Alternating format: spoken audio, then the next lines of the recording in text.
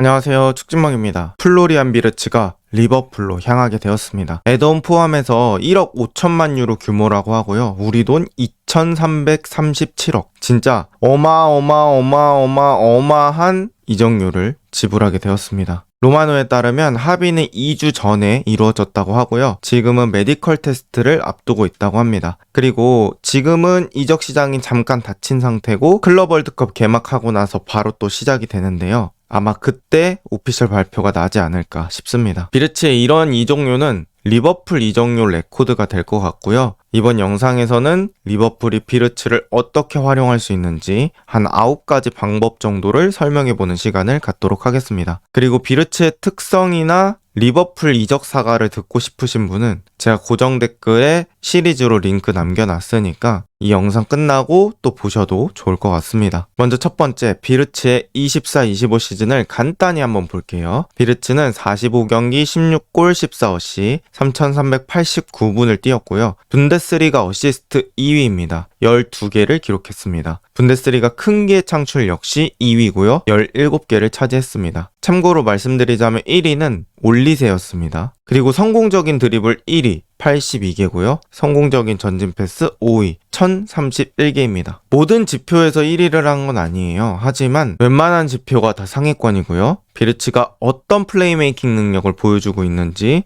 어떤 드리블 능력을 보여주고 있는지, 어떤 전진성을 보여주고 있는지 알 수 있는 자료가 되지 않을까 싶습니다. 그렇다면 지금부터 비르츠의 활용법 9개 정도를 얘기해보는 시간을 갖도록 하겠습니다. 비르츠의 활용법 첫 번째, 전방 압박 요원입니다. 24-25 시즌 90분당 하이 턴오버 유도가 분데스리가에서 1위라고 합니다. 1.25회 정도 하이 턴오버를 유도했다고 하는데요. 하이 턴오버의 기준은 경기장을 3분의 1씩으로 나눴을 때 상대방 진영 쪽 3분의 1에서 비르츠가 경합에서 이겨내거나 거기서 공을 뺐거나 이런 것들을 얘기하는 겁니다. 어쨌든 위쪽에서도 압박으로 상대의 소유권을 뺏어낼 수 있는 능력을 보여준 그런 선수라고 볼 수 있겠고요. 챔피언스 리그에서 레버쿠젠 선수 중 압박 1위라고 합니다. 679회를 기록했고요. 2위가 프림퐁이었는데 프림퐁과도 200회 이상 정도 차이가 났다고 해요. 그 정도로 비르츠가 압박도 성실하게 해주는 선수다. 그래서 기본적으로 성실한 전방 압박, 그리고 압박에서도 어느 정도 노하우가 있는 선수다. 이렇게 볼 수 있고요.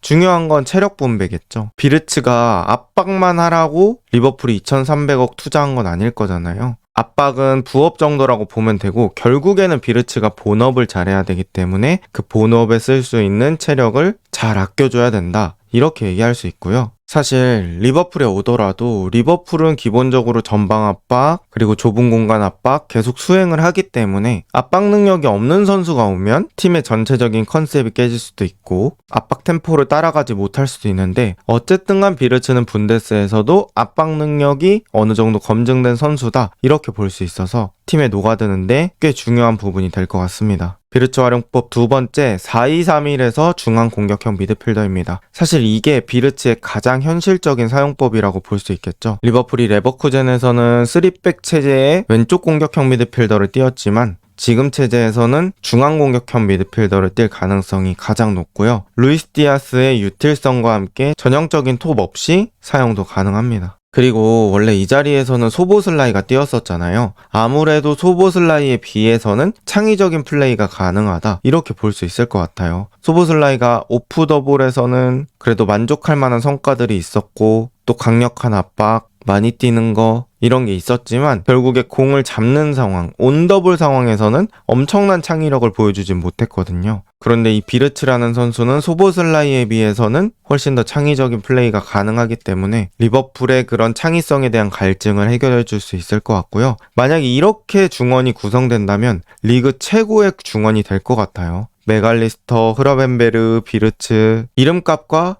어떤 공수 밸런스로 따졌을 때는 이 정도 황금 밸런스를 갖출 수 있나? 라는 생각이 듭니다. 비르츠 활용법 세 번째는 가짜 9번입니다. 이건 약간 실험적인 형태가 될 수 있는데요. 충분히 실현 가능성이 있다고 생각합니다. 약간 4-2-3-1이 아니라 빌드업 할 때 4-3-3처럼 변형으로 가져가면서 원볼란치를 흐라벤베르가 맡아주는 거죠. 그리고 메갈리스터, 소보슬라이 이렇게 두 명을 메잘라로 기용하면서 하프스페이스에 들어가주기도 하고 중원의 수비적인 기여도 해줄 수 있습니다. 그리고 학포와 살라의 득점력을 살려주는 가짜 9번 역할을 할 수도 있는데요. 피르미노만큼 든든한 피지컬을 갖고 있진 않지만 간결하게 돌려주는 능력은 괜찮거든요. 또 학포, 살라 이렇게 두 명의 선수가 역발 윙어다 보니까 비르츠가 밀어줬을 때 바로 감아차는 각이 생겨서 좋은 상황을 만들어낼 수도 있고요. 어떻게 보면 전술적인 난이도는 높지만 꽤나 트렌디하다고 볼 수 있을 것 같습니다. 비르츠가 위로 갔다가 또 아래로 가면서 수비 끌어내고 양쪽의 윙어들은 사이드로 넓게 벌리고 거기서 수비들이 바깥으로 끌려 나오면 메갈리스터, 소보슬라이 이런 선수들이 박스 안으로 들어가서 타격을 하는 느낌으로 플레이를 할 수 있겠죠. 그리고 중원에 메갈리스터, 소보슬라이, 흐라벤베르 이렇게 구성이 되면 아무래도 많이 뛰는 선수들로 구성이 돼 있다 보니까 비르츠의 수비적인 부담을 확 줄여줄 수 있습니다. 그래서 이런 방법도 생각해 볼 수 있다. 그 다음 비르츠 활용법 네 번째는 비르츠를 왼쪽 윙어로 기용하는 겁니다. 비르츠 왼쪽 윙어 충분히 가능하고요. 비르츠가 왼쪽 윙어에 섰을 때는 왼쪽 풀백의 오버래핑을 극대화할 수 있습니다. 최근에 네이션스 리그에서 비르츠가 독일 대표팀으로 뛸 때 이렇게 왼쪽 풀백인 미텔슈타트가 사이드로 엄청나게 돌아줬거든요. 그리고 비르츠가 왼쪽으로 뿌려주는 모습들이 많았어요. 물론 미텔슈타트의 크로스가 그렇게 정확하진 않았지만 그런 것처럼 비르츠가 왼쪽 윙어에 선다면 이 로버트슨의 오버래핑을 극대화할 수 있다. 또 로버트슨이 아니라 케르케즈가 될 수도 있겠죠. 그리고 비르츠가 왼쪽, 살라가 오른쪽으로 갔을 때는 비르츠, 살라, 리그 최고의 좌우 윙어 조합이 될 수 있습니다. 그렇게 되면 자연스럽게 수비가 왼쪽과 오른쪽에 분산이 되는 효과를 누릴 수 있고 이 두 명의 선수는 더더욱 파괴력이 증가되는 효과를 누릴 수 있겠죠. 또 비르츠, 살라 둘 다 플레이메이킹이 되다 보니까 왼쪽과 오른쪽에서 모두 잘게 썰어가는 그런 플레이도 가능할 겁니다. 그리고 역시나 이렇게 기용했을 때는 중앙 미드필더를 소보슬라이, 메갈리스터, 흐라벤베르 이렇게 3명의 선수를 기용할 수 있기 때문에 리버풀의 에너지 넘치는 컨셉이 깨지지 않는 하에서 플레이가 가능하죠. 그래서 왼쪽 윙어로 사용하는 것도 충분히 가능성이 있다. 이렇게 볼 수 있을 것 같습니다. 그 다음 비르츠 활용법 5번째, 포켓 공간 이용하기입니다. 이 포켓 공간, 그러니까 수비 사이의 공간에 들어가서 공을 받아주는 이 능력이 현지 전문가들도 비르츠의 장점 중 하나라고 언급하는 부분입니다. 그만큼 비르츠가 이 공간에서 공을 받아주는 능력이 좋고요. 재빠른 돌아서기 동작, 그 다음에 상대에게 바로 압박이 들어왔을 때도 꽤나 빠른 탈압박으로 빠져나갈 수 있습니다. 아무래도 리버풀이 리그에서 강팀 위치에 있잖아요. 그러다 보니까 리버풀 상대로 상대가 템백, 내려앉아서 플레이할 때가 많단 말이죠. 그래서 이런 걸 뚫으려면 크랙 역할을 해줄 수 있는 선수가 필요한데 거기서 비르츠가 이 포켓 공간에서 공 잡고 상대 수비 대형 흐트러뜨려주면 아주 유용할 것 같습니다. 지금 리버풀의 공격형 미드필더 소보슬라이는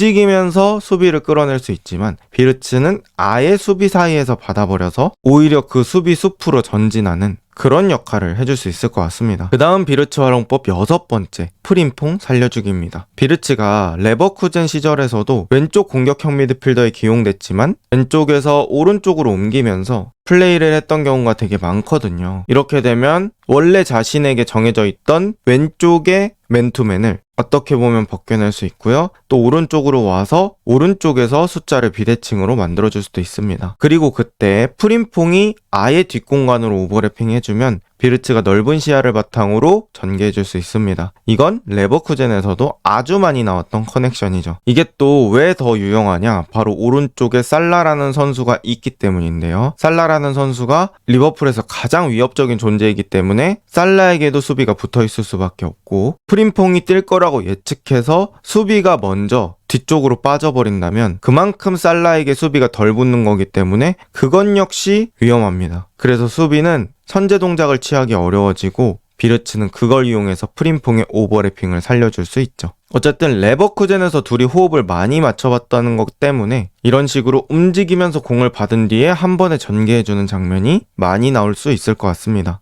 비르츠 활용법 7번째는 끌어당긴 후 뿌려주기입니다. 이건 비르츠의 탈압박 능력과 플레이메이킹 능력이 결합된 장면이라고 볼 수 있겠는데요. 비르츠가 공을 가지고 수비 여러 명을 끌어당긴 뒤에 뺏기지 않는 능력을 통해서 공을 지켜내고 그렇게 끌려 나온 공간에 우리 팀 선수가 사이드로 띄워주면 거기다가 공을 전개해주는 능력이 있습니다. 그래서 뭐 측면 쪽에 학포나 로버트슨 같은 선수들이 프리하게 공을 받을 수 있는 상황이 생기는 거죠. 레버쿠젠에서 비르츠가 가장 자주 나왔던 두 개의 장면이 있는데 첫 번째가 포켓 공간에서 공 받아주기, 두 번째가 이렇게 자신에게 끌어당겨 놓고 사이드로 뿌려주기입니다. 그래서 아무래도 측면 쪽을 살려줄 수 있는 자원이 아닌가 라고 생각이 들고요. 비르츠 활용법 8번째는 특공대 역습 뽀른반입니다. 리버풀의 주 무기 중 하나라고 볼 수 있겠죠. 비르츠가 또 뽀른반 능력이 좋다 보니까 리버풀이 역습 시에 우다다다다다 달려갈 때 그 템포를 살려줄 수 있습니다. 그리고 소보슬라이도 이런 건 잘했었는데요. 소보슬라이와의 결정적인 차이가 뭐냐면 아무래도 패스 퀄리티겠죠. 비르츠가 서서 주는 게 아니라 속도가 붙어있는 상황에서도 패스를 잘 내줄 수 있기 때문에 이런 것도 한번 기대해 볼 수 있을 것 같습니다. 그리고 비르츠가 공 없을 때는 그냥 자기가 옆으로 띄워주면서 단순 숫자를 늘려주는 역할도 가능하겠죠. 비르츠 활용법 9번째, 내려와서 풀어주기입니다. 레버쿠젠 때도 센터백 라인이나 수비형 미드필더 쪽에 바짝 붙어서 풀어줄 때가 있었어요. 그때는 프림퐁, 그리말도보다 훨씬 낮은 위치에서 공을 받아주는 역할들을 많이 했었거든요. 리버풀에서는 비르츠가 이렇게 내려와주면 그 사이에 미드필더가 앞으로 전진할 수 있을 것 같습니다. 예를 들면 메갈리스터 같은 선수가 되겠죠. 그리고 이렇게 비르츠가 내려와서 공을 받았을 때 학포 같은 선수가 아예 뒷공간으로 뛰어버리면 비르츠가 라인 2개 넘는 스루 패스를 전개해줄 수도 있습니다. 어쨌든 이렇게 비르츠가 많이 내려오면서 맨투맨의 혼란을 발생시킬 수 있다. 이게 좀 큰 부분이 될 것 같아요. 왜냐면 비르츠가 깊숙이 들어올 걸 예상하고 자기들끼리 맨투맨을 설정해 놨을 거잖아요. 그런데 이렇게 비르츠가 아래로 내려오는 경우에는